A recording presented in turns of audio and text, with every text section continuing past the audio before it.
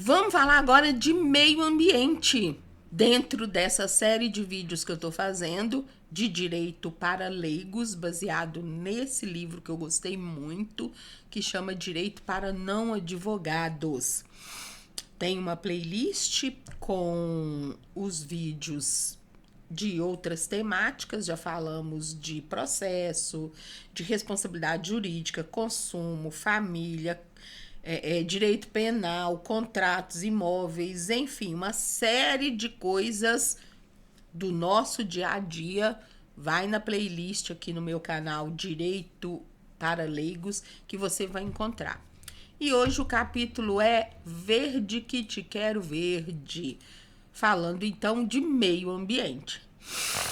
Pois muito bem, meio ambiente é tudo aquilo que nos cerca e que está direta ou indiretamente relacionado à preservação de fauna,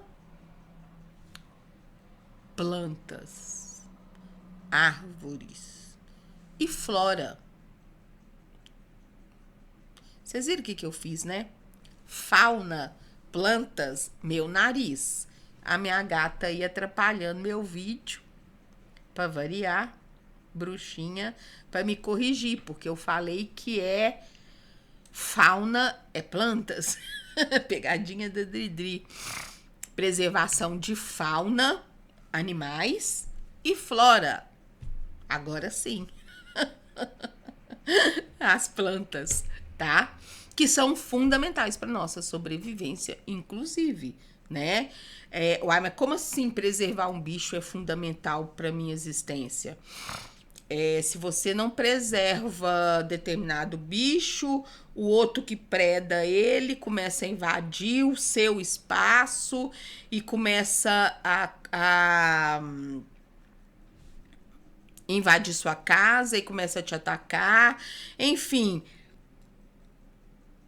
se nós não preservarmos espécies animais e espécies vegetais, haverá, que até há, né, em alguns microambientes aí, um desequilíbrio ambiental que vai afetar diretamente a nossa sobrevivência. Se a gente não cuidar de determinadas áreas, as fontes de água vão secar, e aí? Se nós não cuidarmos de determinados animais, eles vão morrer, um outro não vai ter seu alimento, ou então, se a gente proteger demais, ele vai proliferar demais, também vai invadir o seu espaço, vai comer mais erva do que devia, e ali vai faltar planta, e vai... Vocês estão entendendo, né? Que eu não sou da área. Mas vocês estão entendendo o que eu tô falando. Então, é sim fundamental para a sobrevivência do planeta, e consequentemente a nossa, preservarmos fauna e flora. Por isso também é uma preocupação jurídica, por isso também existe toda uma legislação a esse respeito. E por isso nós precisamos conhecer pelo menos um pouquinho disso. Proteção territorial. Além de preservar fauna e flora. E por que proteção territorial? Porque para você ter um manancial de água aqui, você precisa cuidar de todo o seu entorno, e não só territorialmente, quanto da fauna e da flora que ajudam a manter aquilo ali minando água. Então, não tem como proteger fauna e flora se nós não tivermos uma proteção territorial. Se, por exemplo, você for ficar loteando áreas de muitas nascentes. Aqui no entorno de Belo Horizonte, nós temos um problemão com isso. Em Ribeirão das Neves, com uma... Se não me engano, é com aquela ocupação da Andara, mas não tenho certeza. Não sei qual delas, mas aterraram mananciais de água para fazer casa para gente que não tinha teto. E isso está gerando problema. Importantíssimo para preservação de fauna e flora e proteção territorial, educação ambiental. E desde cedo. Desde cedo.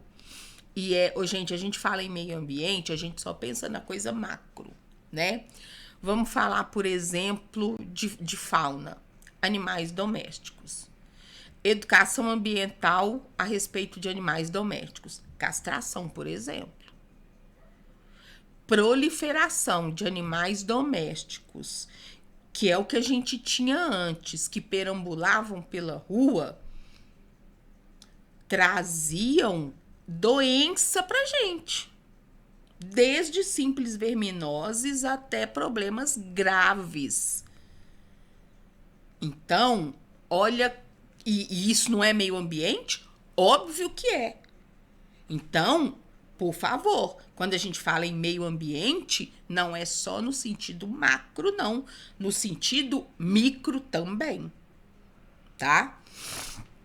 Então, a educação ambiental tem que ser desde cedo, desde criança, desde a escolinha lá, falando sobre os animais de estimação, falando sobre as plantinhas, aquela historinha toda aí que a gente conhece.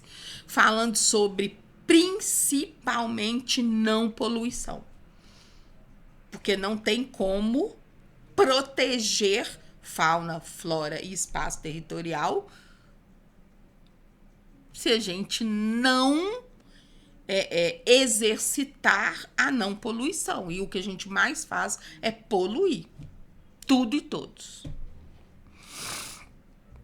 Isso é o que tínhamos para dizer a respeito de meio ambiente, que é algo que é mais extenso, obviamente, mas que não dá para a gente aprofundar aqui, porque a ideia só mesmo desse livro é passar orientações básicas.